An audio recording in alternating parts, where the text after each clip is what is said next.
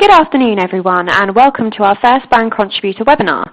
Today we're joined by David Still, Head of Brand Strategy, Insight and Operations at Vodafone UK, Sandro Catanzaro, Co-founder and Senior Vice President of Analytics and Insight at DataZoo, and Chris Lee May, Vice President and Managing Director of Europe and Emerging Markets at DataZoo, and they'll be considering marketing's impact on sales. Before we get started, though, I'd just like to go over a few housekeeping points so you know how to participate in today's event. The webinar will last for approximately 1 hour. All attendees are on mute, so the only voices you should hear throughout the webinar will be mine, along with Chris, David and Sandro's. You'll have the opportunity to put forward text questions to Chris, David and Sandro by typing them into the questions pane of the control panel. You may send in your questions at any time during the presentation, and we'll collect these and address as many as we can during the Q&A session at the end of today's presentation.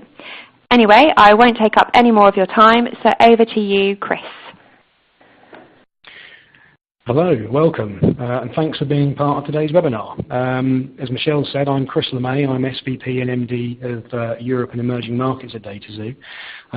This is an exciting topic for me to introduce. The notion of being able to identify and understand marketing's true impact on sales, and better still, utilising that information to help guide investment is impressive enough. But the application of robust scientific experimentation to achieve this goal brings newfound credibility to the endeavour, I think. Hopefully you'll find today's webinar as fascinating and insightful and above all useful as I have found past discussions with our two presenters. The agenda for today incorporates a mercifully short introduction to DataZoo, followed by a far more interesting introduction to our two main speakers.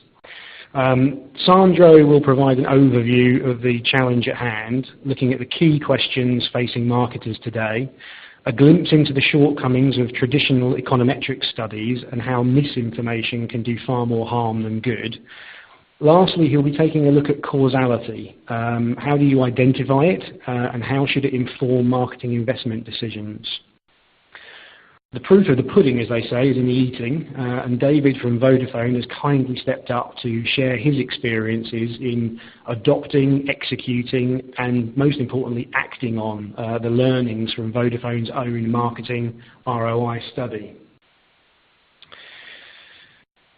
DataZoo is many things to many people. However, I did promise a very brief overview. It's a technology company devoted to helping brands and their agencies better understand how to more effectively engage consumers across an ever-increasing number of channels and devices. I'm going to leave it there. I'm sure most of us can agree there's much talk in the industry about tackling the behemoth issue that is proving marketing ROI. Few can claim success. We have two such individuals presenting today, and I have great pleasure in introducing Sandro Catanzaro, who, as Michelle has mentioned, was co-founder and SVP of Innovation and Analytics at DataZoo. He probably won't thank me for saying this, but by way of a little background, Sandro is the kind of technologist and data science virtuoso whose knowledge of business issues shapes DataZoo's platform's ability to gain marketing insights from customer data. Drawing on his business and science background, he co-invented the real-time optimization algorithm at the core of the DataZoo platform. Sandro, in his earlier days, also earned 2 master's degrees from MIT, one from the Sloan School of Management and the other from the Department of Aeronautics and Astronautics. Prior to attending MIT, Sandro launched several businesses in his native South America, including one that was acquired by Unilever. We also have David Still, Head of Brand Strategy, Insight and Operations at Vodafone UK. David is a classically trained FMCG marketer, starting off his career in brand management at Carlsberg Tetley. David has worked across a number of different brands, ranging from Carlsberg Lager, Radio Times, Bisto, Homebase, BT, and now Vodafone. At BT, David was head of customer communications, leading the development of the consumer campaign, and was part of the team responsible for BT Infinity and BT TV launches. At Vodafone, David is head of brand strategy, insight and operations, and looks after planning, strategy, analysis and modelling.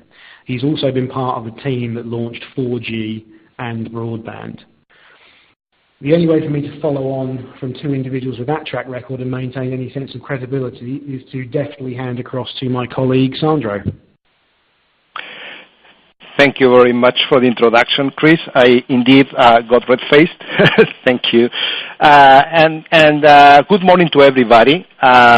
Thanks for attending this webinar. I hope this is going to be interesting information. And please, as we go along with the presentation, don't hesitate to pose questions through the panel you have in your systems. So, as Chris was relating to us, DataZoo was born out of decision support science that a colleague and I were creating at MIT.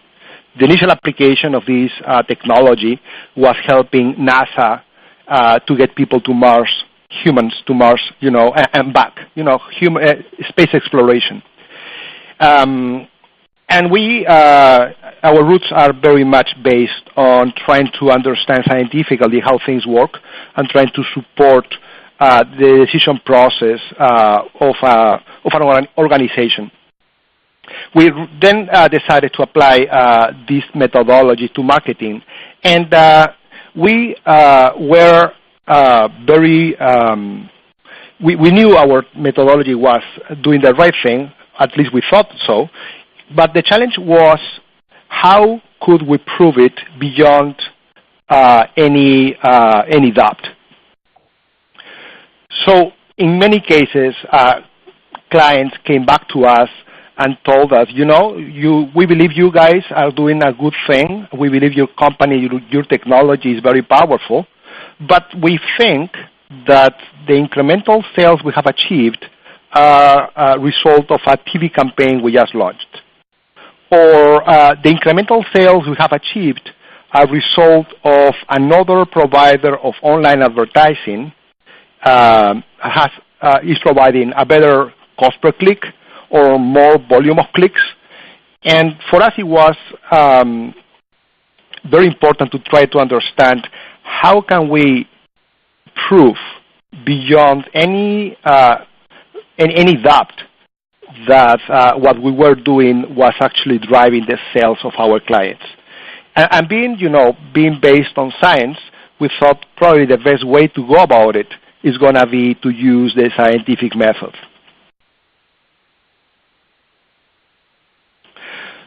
And indeed, it appears that it was a huge challenge, not only for DataZoo, in its early beginnings, but also for many people. It appears that marketers will be very interested in knowing more about, with certainty, what is the return investment from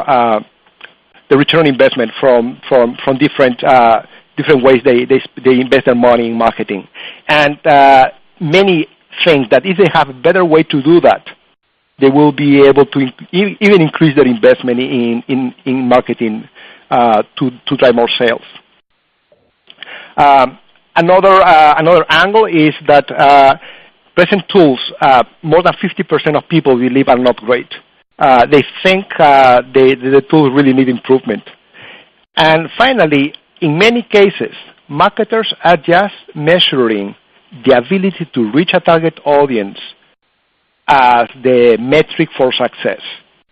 So instead of trying to measure the outcome of the investment and how much, whether this investment is driving sales or not, they're just trying to show ads to people and then the understanding that just by the fact of showing the ad, sales are going to be driven.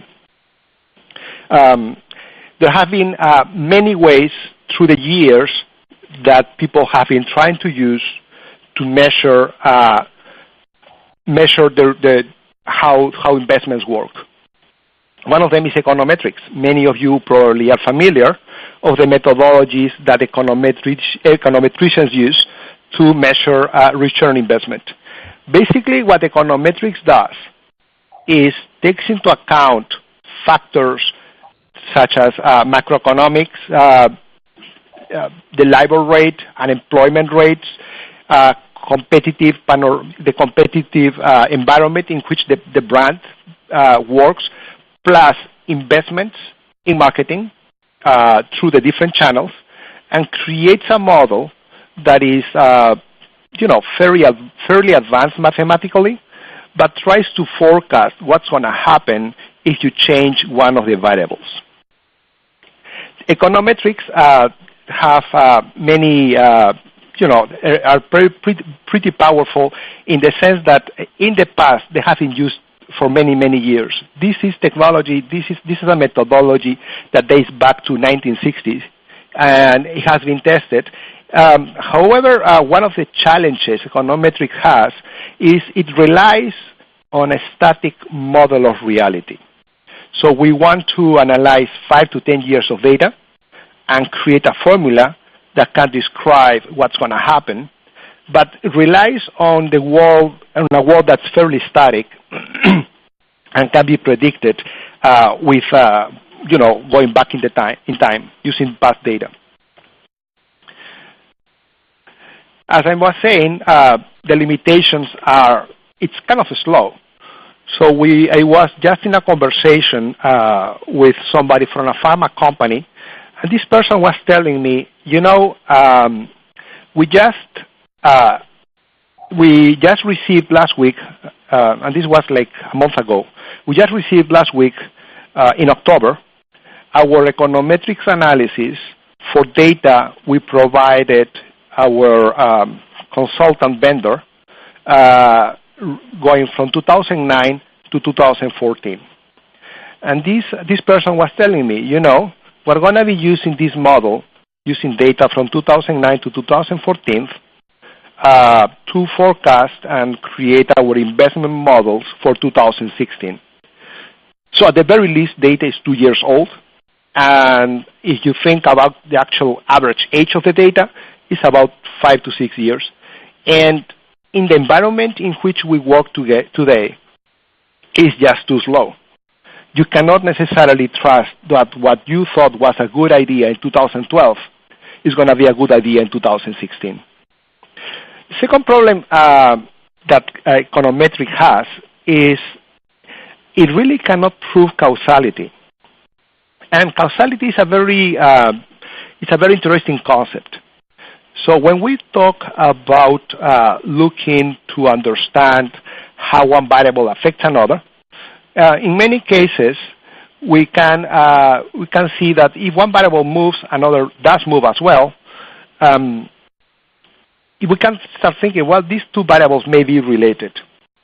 And econometrics looks to historical data to try to find those correlations. However, it's not that simple, and we're going to be going deeper into the detail here. So how do you prove if something truly, truly works? The way, the gold standard for proving that something truly works with scientific rigor is to use what's called the scientific method. Under the scientific method, what you do is you create experiments. Well, first you have an hypothesis. Let's prove that showing more ads through TV actually is going to help. Then you drive experiments. Well, they show more ads, they show less ads, and let's see what happens. And then you measure the outcomes. Well, actually, when we show more ads, we have more sales. When we show less ads, we have less sales. So the scientific method enables you, as much as we were doing when we were kids in school through Petri dishes, analyze an event and understand whether that event, there is a causal link between whatever the ingredients were and the outcome is.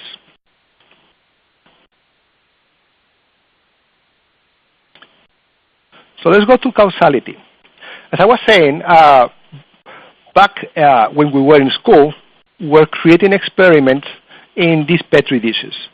And what we had in the Petri dishes were probably some bacteria and some different elements where we're trying to see whether they were improving or decreasing the ability of bacteria to prosper. And in many cases, we have positive results. In other cases, we have negative results. So what we were able to do is to create an experiment by which adding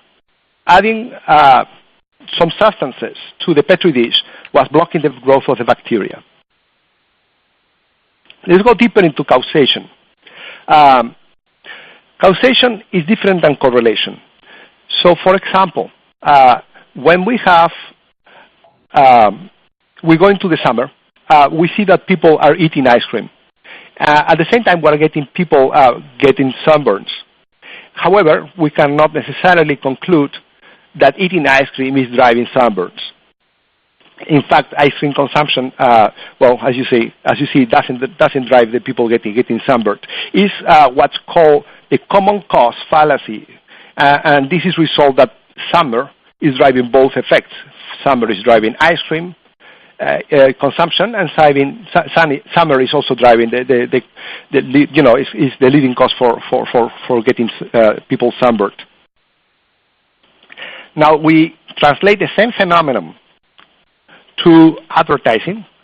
In many cases, we see that brands advertise very heavily in Christmas because it's perceived to be the high season. And of course, many people in Christmas are buying different goods as presents. The question is whether Christmas is the common cause that's driving both the investment in advertising and the sales, or there is actually a causation effect between having more advertising and having more sales. Now, if we go back to econometrics and we look to 5 years of data, we'll very easily find out that in the seasons in which we're showing more ads, we were, and we probably were doing that around high season, we also sold more. And that's why, it's actually we define high season because we sell more. And in the seasons in which the sales were lower, our advertising investment was also lower. So probably the fact that there is a high season and a low season in our industry is what's driving the correlation that then econometrics studies are identifying. So at this point, we have a couple questions, a couple surveys for people in the audience. The first one is, do we think our attribution models, the attribution model prove that changes in sales are caused by marketing investment changes? And in general, when we think about attribution models, we're thinking of online attribution. So the question to the audience, and please feel free to vote using the survey, do you think your attribution model can prove that the change in sales is driven by market investment changes?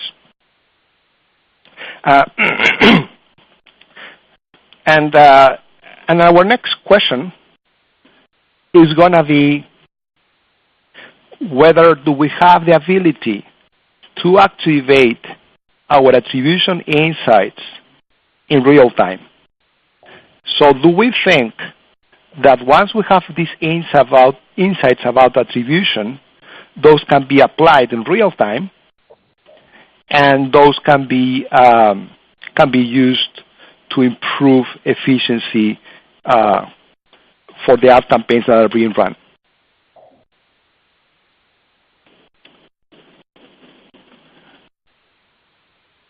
As you guys start answering those questions, I'll go to a few of the analyses that are provided through the methodology for marketing ROI.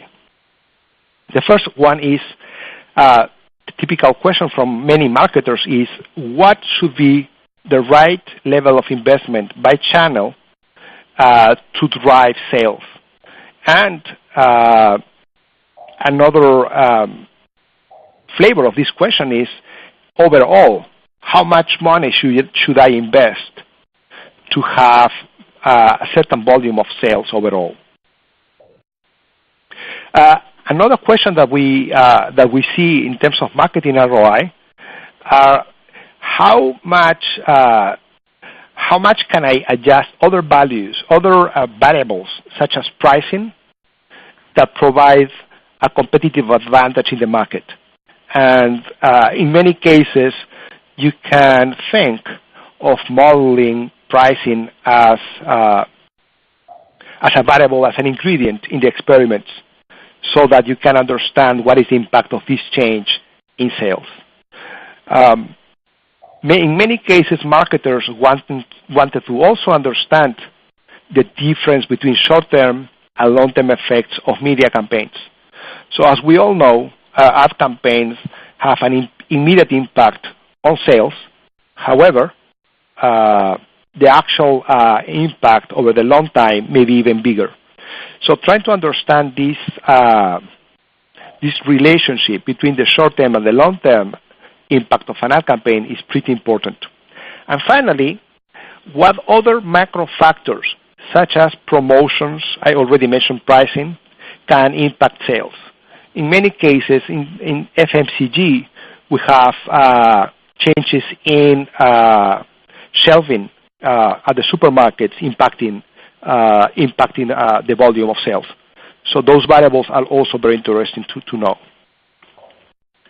And what I'm going to introduce now in slide 18 is the methodology to use scientific experiments and the scientific method to understand the return investment and marketing, the return investment from marketing. I don't think this is anything short of revolutionary. This is a question that has been going on for decades and decades. We just didn't know what was driving our success in sales with scientific certainty. So what the software that Sue has invented does is it creates thousands of experiments during a season, for example, 3 months in the fall. And those thousands of experiments go across different regions and go across different channels, ranging from TV to search to display ads on computers to radio, so offline and online channels where you are thinking of creating experiments. And for us, an experiment is going to be a region, for example, Yorkshire in the UK, in which during 1 week we'll have a mix of an investment in TV and an investment in radio, a different investment in online ads and so on and so forth. And the following week is a different sale, and you probably will go to another region, can go to Aberdeen in Scotland, and show a different mix of ads and investments. And we will try to measure how those changes create an impact on the actual outcomes as measured as brick and mortar sales out of from the client. By using a software, it's possible to create thousands of these experiments across many regions and many weeks, deploy them automatically, collect data about the outcomes also automatically and normalize it, and create what we call demand curves. These demand curves show for incremental investments what are going to be the incremental results. Now we can create one of these demand curves for each of the channels. One demand curve for TV, another different for search, a third one for radio. And by having those, it's possible to understand what should be the optimal allocation of budgets by channel, and create also a scenario, using a scenario planning, we can understand for a given level of investment where we to invest it at the optimal level in each channel, what will be the total impact in sales. Now this is a very powerful insight. If you were to have a curve that shows for each level of investment how many sales that you're going to get, you basically are creating a very solid argument as a marketer to understand how much money should we be requesting from our financial team to achieve the goals that have been requested from us. And this is just not a number we think or a number we inherited from last year. This number has been derived using science and the scientific method. So it can resist the rigor of any questioning, and it's a very forceful argument in terms of how to try to have a conversation based on data and based on fact, what should be the right level of investment around marketing. As I mentioned, this is a software, and that enables a full automated deployment of the methodology, and also very quick results. In effect, once you deploy the analysis, probably along 12 weeks a season, the fall season, 2-3 weeks after the experiments are finished, you can collect the data. The data is collected, and the demand curves are presented back to you through a web interface. This enables to have a measurement of the behavior of consumers as the season, during the season, and it's based not on 3 to 4 to 5 years old data, but this is based on data that happened in the specific season you are trying to measure. And this provides you a competitive edge over competitors who are going to be still using very much legacy data and may not have been able to accommodate their investment levels to this very dynamic market that we have today. And with that, I leave to David Steele, my very esteemed friend here, to continue with the presentation. Thank you very much, Sandro. Good afternoon, everyone. I'm David from Vodafone. So I guess so far you've heard all about the great theory, and it is great theory. Let me talk to you about how we've actually put that into practice at Vodafone within the UK, and some of the learnings that we've got from it. Okay, so my business is a demanding one, and rightfully so. We spend an awful lot of money on brand and performance media, and in spending that money, I need to be able to demonstrate exactly what that spend is doing for both the business and the brand.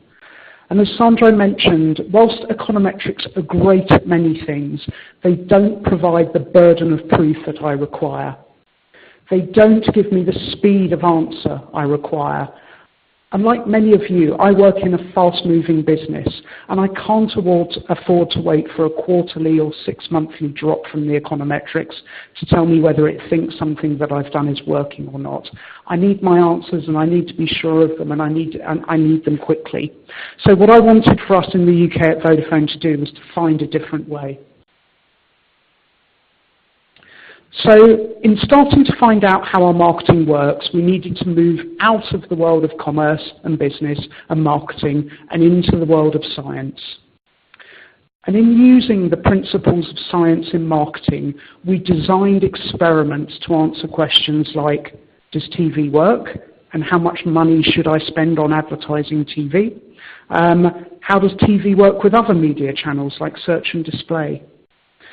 And because we were designing experiments to find out exactly how each media channel worked in isolation and in combination, we needed to push the boundaries of each media channel to prove exactly what their capacity was, to prove exactly how much we could spend before that spend became inefficient.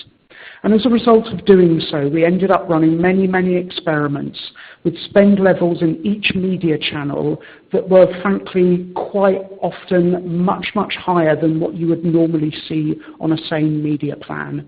We tested levels of spend which were what we would normally spend. We tested levels of spend which were 4 times higher, 9 times higher, and all the way up to 16 times higher from what we would normally spend. And the purpose of doing so was to find out exactly how much capacity there was within each of our media channels. So here's how we do it. We take a chunk of the country, as Sandro mentioned earlier, let's say, for example, 4 TV regions. We then run a 12-week test period. And in each region, in each week, we run a different set of experiments. So that might be Region A, Yorkshire. In week 1, we'd spend high on TV, low on search, and medium on display. And in Region 2, Scotland, we may spend low on TV, low on search, and low on display. And the point being, as Sandro mentioned, is that over the course of the test, we're running hundreds of experiments. And what we're actually looking at is the real-world spend and the real-world sales effect for each experiment. And I'll come on to show you in a few more slides' time some actual demand curves that we got out of running these experiments. And what you're looking at here on this slide is an actual output of our platform that DataZoo have built for us. As part of working with DataZoo, what we wanted to be able to do is, rather than wait for a standard econometrics-driven PowerPoint presentation that would arrive, we wanted to be able to access a platform that our marketing teams could go into on a daily basis and see the results of our experiments, see the results of the tests that we've been running, and understand exactly what we were delivering back to the business so that we can modify forecasts, improve our media mix and optimal deployment of media spend on a very fast and rapid basis. So the slides that I'm going to talk you through now are actual examples of the outputs of the sorts of information that we have at Vodafone.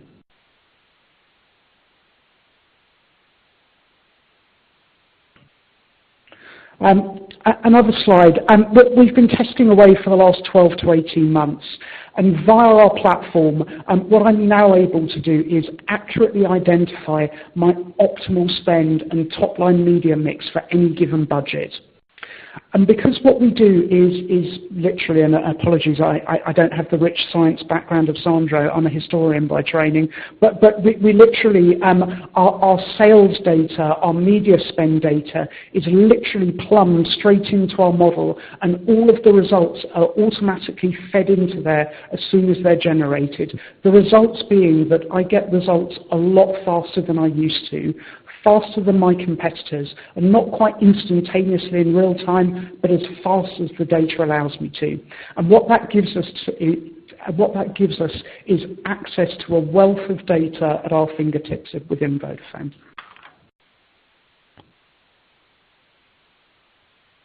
So here's one of the demand curves that Sandro mentioned earlier. In essence, we have this for all of our media channels, looking at investment along the bottom axis and connection, so that's sales to us on the vertical axis. And this is the actual output that my team use. We're able to look at each of our media channels.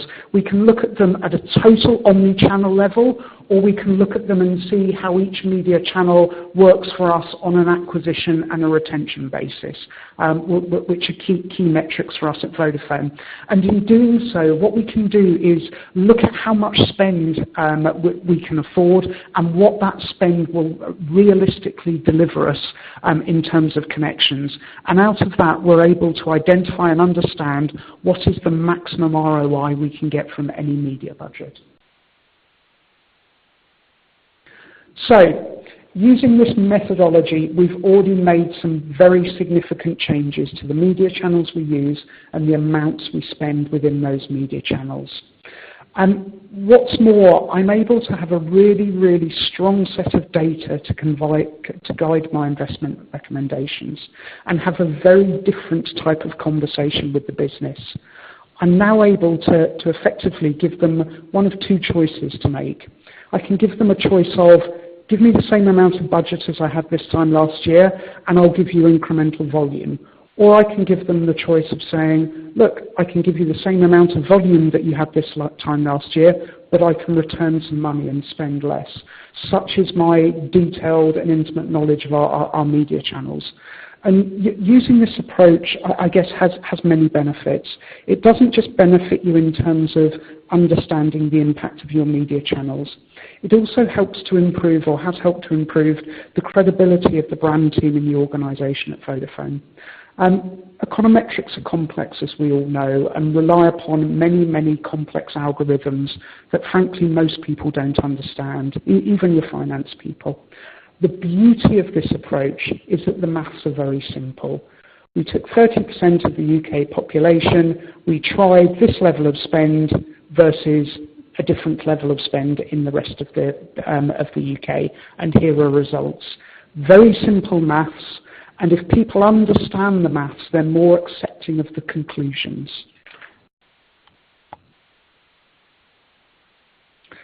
So we've also built into the platform the ability to look at the world through different lenses. We've got two different areas of functionality, optimal allocation and what if.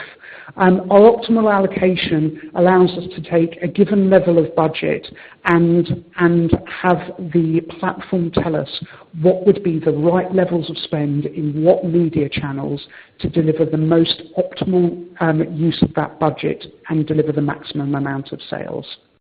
We also then have a functionality, what if, that enables me to scenario plan and frankly go back to my business with a number of different options. So what if we wanted to spend 10% more this year? What would our media mix be and what would it deliver to us in terms of incremental volume? So here's literally an output of one of our experiments, an actual demand curve. The dots that you see on the chart represent individual experiment results. So these are experiments that we've run where we've spent a given amount of money on a certain media type channel, in this instance TV, and the actual sales results that we got from that. And then what we do is we effectively plot the curve, the demand curve, through all of those experiment results, and that curve enables us to understand the incremental return in terms of volume or sales for each pound that we spent, up until the point that we achieve maximum ROI and go into the world of diminishing returns. So that point is where the line effectively flattens out. And what this enables me to do is for each media channel to be able to sit there and determine exactly what is the right amount to spend. And because when we've run our experiments, we've looked at all of the media channels that we have and tested different levels of spend for each of them, I can plot that for media channels in isolation, but also media channels in combination. So, okay, where does all this take us to? You've heard the theory, you've heard the practice. The reality and what we've learned out of this at Vodafone is that you can start to have a very different type of conversation with your business. Because the conversation moves on, because you now know exactly how your media performs beyond a shadow of a doubt, you can turn around and have a very, very different type of conversation with your business. The conversation moves from, I think if I spend this amount of money, I will deliver this, to I know if I spend this amount of money, this is what I will deliver back to the business in terms of volume growth. And as a consequence, as a result of having very robust data, people around the business want to start looking at the data, and I found that it's starting to be used across my business in other business cases, in sales channel profitability. So very much it has the opportunity to transform and change the way that marketing is viewed within the business. I can promise you that this path is a worthwhile path, but frankly it's not one without its challenges. A continuous test and learn culture absolutely has to become part of the way you operate. You know, for every question that I've answered, it's thrown up half a dozen more. And so you get deeper and deeper into your media and start testing different types of messaging. And then I guess Vodafone, like many organisations, is about removing complexity. And the reality is, in attempting to get the truth about your marketing ROI, you have to add complexity back in. You have to add some complexity back into your media plans to do this sort of testing. And you have to, frankly, add some complexity back into your agencies to help implement the test plans that you're looking to do. And in doing so, frankly, you'll end up having some very challenging conversations internally. You'll end up challenging some widely held beliefs on how media should be evaluated. But at the end of the day, the prize is worthwhile. You'll be in a position of knowledge that few people have, and that's being genuinely able to understand exactly what your media and messaging does for you. And if you adopt an approach similar to the one Sandro identified and similar to the one that we've followed in Vodafone, frankly, you'll be ahead of your marketplace. Because of the speed that we do this and the speed of the results that we get, we end up learning what we do and how it works, I believe, faster than any of our competition. So coming out of all of the back of this, that through using the application of science teamed with data, you get to a more effective and detailed understanding of media, how it works, and how you can optimize your budget to drive maximum return. That's it from me. Thank you, David, and thank you, Sandro and Chris as well. We're now going to begin answering some of the questions that have been submitted during today's presentation. As a reminder, you can still submit questions via the questions pane in your attendee control panel. So our first question is, typically brand owners find it difficult to measure the effectiveness of in-store POS materials. What are your views on this challenging area, please? Hi, this is Sandro. Our experience on measurement for point of sales for FMCG is based on acquiring data from usually a partner. In the UK, I believe Tesco and Dan Hamby run an organization that provides such type of data. At the end of the day, we do not need to know each individual purchase. We just need to know a count of purchases that can be representative for a region. And we don't need to track each individual purchase to exposures, which is typical in digital attribution. Just a count of total volume at a regional level is enough to provide the level of detail that is needed for this methodology. That reduces the stress on the data collection and provides the ability to be actionable even when you already have aggregated data sets. Perfect, thank you. The next question is, with econometrics, data are deemed too slow to give good results. Is there anything you could say about how new your data nowadays should be and how far back you can look without warping results? Is there a standard to use? That's a great question. What we, as I mentioned in the methodology introduction, the experiments happen between 12 and 16 weeks. So in 12 and 16 weeks, you're collecting all the data necessary for creating the demand curves by changing different combinations and doing that across different regions. So how old the data is going to be? Well, it's going to be 12 to 16 weeks old if you want to apply it immediately. In fact, what we see is that it's easier and better to apply it 4 times to map all 4 seasons. And by doing so, you can compare what is the reaction of consumers in high season versus low season.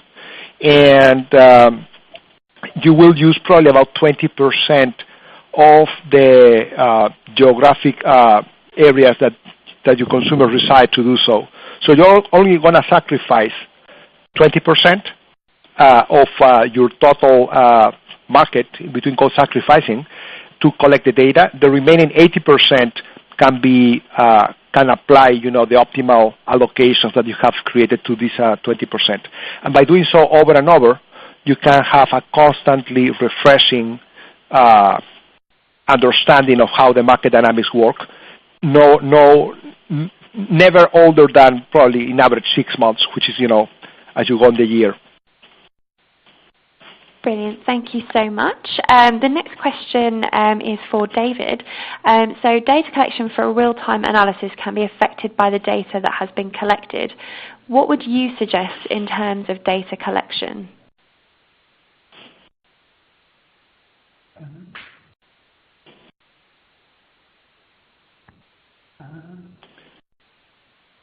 Sandro, so yes, sure, I can do that.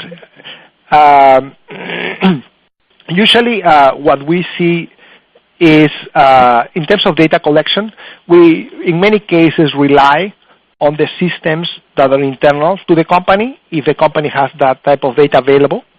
For example, if we're talking about a car manufacturer, in many cases, those, the company has available the total number of sales of of vehicles by region and even by model and whatnot.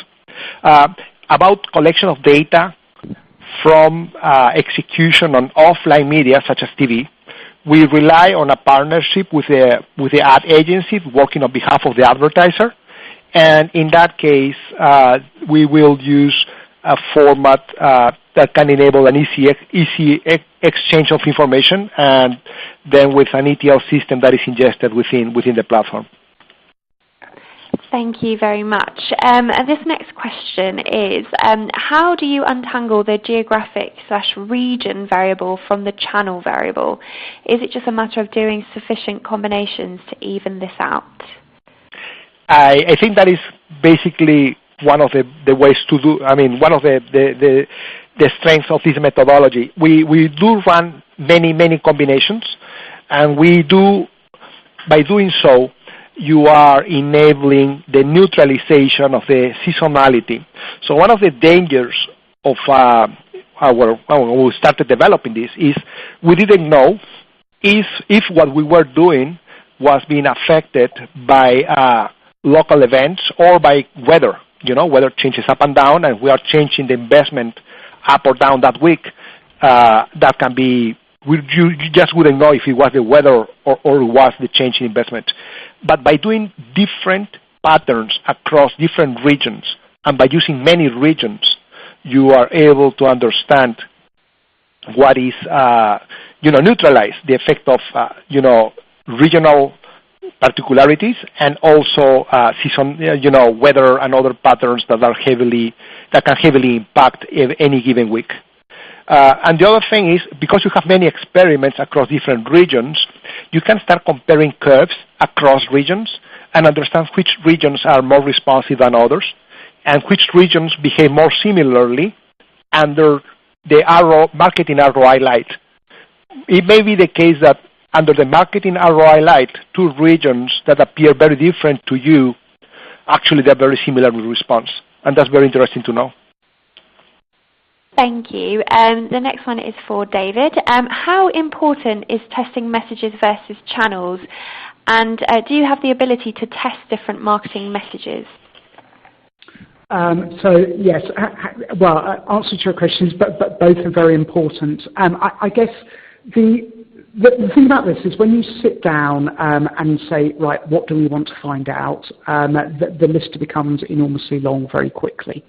And the reality is that, we are doing some quite complex experiments with a large number of variables. So there becomes a limit on how many questions you can ask at any one given time. I guess our approach at Vodafone was to say, look, what are the really big questions we want answered first? And that frankly was, how do our media channels work? So how does TV work? How does search work? How does display work?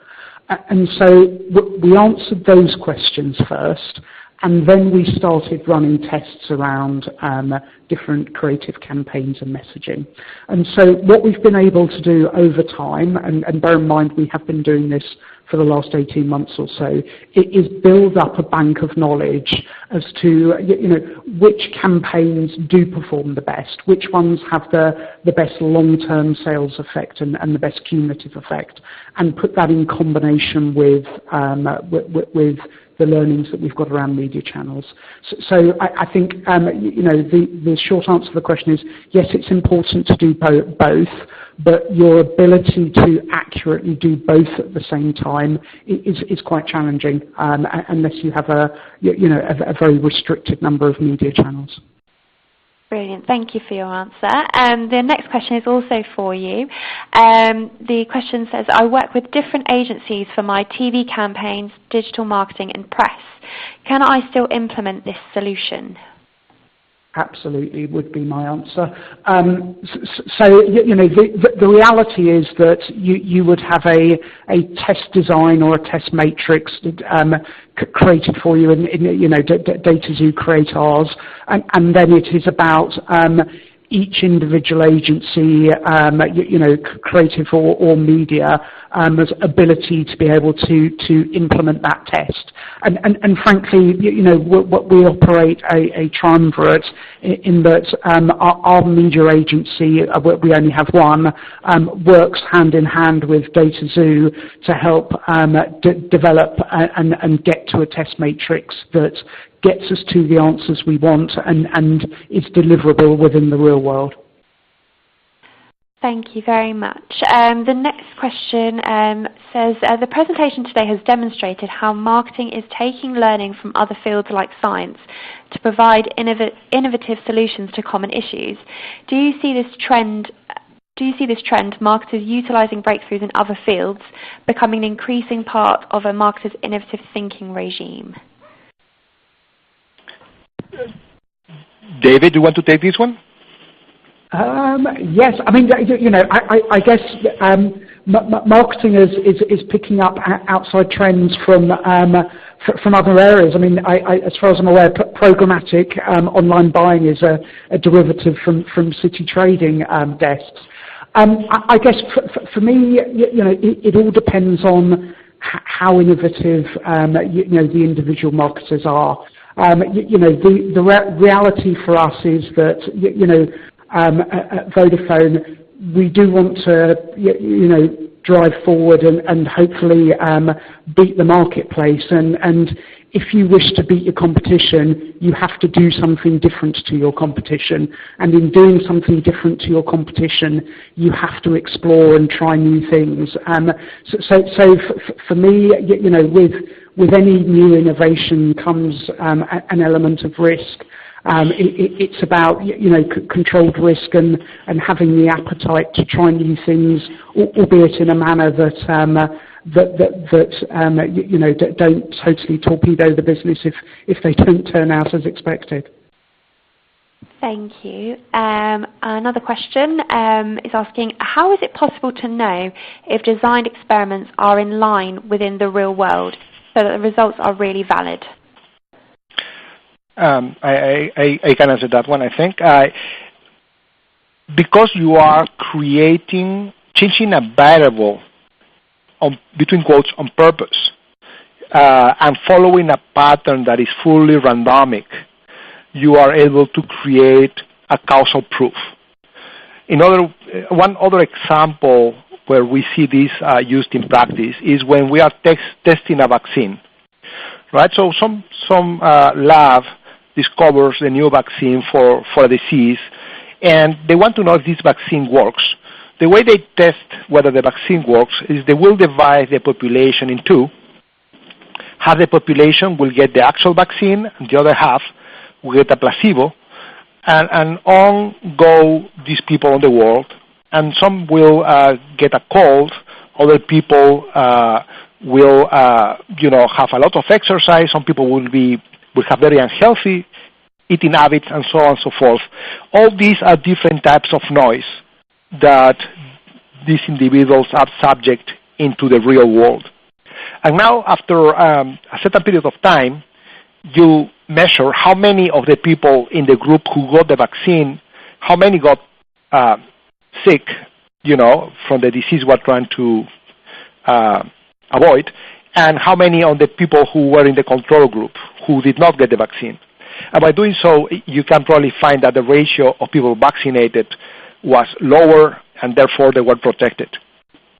Similarly, here we are subjecting real populations in the real world to a real treatment of advertising at one level or another.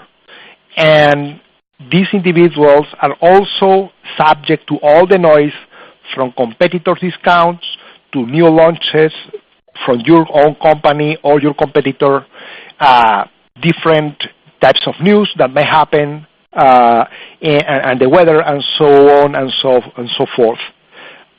Therefore, this is a real-world experiment that happens with people subjected to all the noise they can have, and what you are measuring is what really happens in reality through actual brick-and-mortar sales. So, for example, in the case of Vodafone, how many phones they purchased, right? And therefore, this is as real as you can go in terms of real-world results and real-world implication of causality. Brilliant, thank you. Our next question is for you, David. The first part of the question asks, what customer behaviour was tracked in the experiment conducted by Vodafone regarding new customers' unitary value? And part two asks, how can you get rid of the noise, for example, a competitor move? Yeah, sure. Okay, so what we tracked was, I guess, what I would call connections. So that was new and existing, so new customers signing up to Vodafone and existing customers staying with Vodafone by recontracting, if you like. And I tracked that at an omni-channel level and was able to look at cut of sales down by our individual sales channels, so our retail stores, our online website, and our telesales operation. So that's how we tracked it, and then should we wish to do subsequent analysis, we can then look back to customer transaction values, etc. But what I was interested in finding out was the return on investment for getting people to sign up or recommit to Vodafone. So that was the first part of the question. The second part of the question was about competitor noise. Now, I guess there's a couple of points here for me, really, in that when we run our tests, we tend to run them over ideally a 12-week window. And the point being is that across those 12 weeks, when you're looking at probably about testing in 30 to 40% of the UK, it is a sizable enough area over a long enough period of time to iron out any competitor spikes. Having said that, competitor moves and changes in the marketplace are commonplace, and realistically, you need to know exactly what that does to your the impact of your media spend. So how less effective does my media spend become when competitor A suddenly drops their prices? And so, frankly, this is why we test 52 weeks a year, because when that happens, I want to see how it impacts us and what that means to us, so I can plan for it in the future, so that, if a competitor does an aggressive move in the future, am I best off keeping spending, or does my spend become so ineffective that I'm better off pulling money out of market where I'm able to do so? So I guess we do try and iron out as much noise as we can, but I think it's important that you understand the impact of big competitor moves to your media budget. Thank you, David. We've got time for just one last question, which asks, how easy was it to convince Vodafone to invest in such a complex analytics system? The system sounds a sizable investment to make. What was the pivotal benefits that convinced the senior team to take the plunge and invest heavily in sophisticated analytics? Okay, so yes, I mean, clearly this isn't a free solution, and it does cost a degree of cash and a little bit more than econometrics. I guess the point being, and the value for all of this in me, is however much it costs is a drop in the ocean compared to what you can either save or the amount of incremental volume you can get out of optimizing your media budget. And we do spend a lot, and I think the key moment of truth for me really was being able to turn around and give the business some very, very significant numbers to choose from in terms of, would you like this amount of incremental volume free of charge, or would you like to keep the volume where it is at the moment, and I can deliver a significant amount of return of money back to the business to reinvest in something else? I think for me, if you can be sure that you're using your media budget optimally, which frankly I don't think anyone can, spending a little bit of money to understand how it's really working can generate some very, very big, powerful conclusions that can materially make a difference to a business's P&L, that's the big difference for me, and that's where you start to get people buying into this type of approach. Thank you, David, and thank you, Sandro and Chris as well, and thank you to everyone for attending today's webinar. Unfortunately, that's all we have time for. If you have any other questions, please tweet us at CIM_exchange using the hashtag ROI. Once you leave today's webinar, you'll receive a survey on the presentation, and we'd appreciate if you could complete that and provide us with your feedback. You'll also receive a follow-up email within the next couple of days with a link to view the recording of today's webinar. On behalf of CIM and for David and Sandro and Chris, thank you for joining us today, and have a great rest of your afternoon. Thank you. Thank you very much.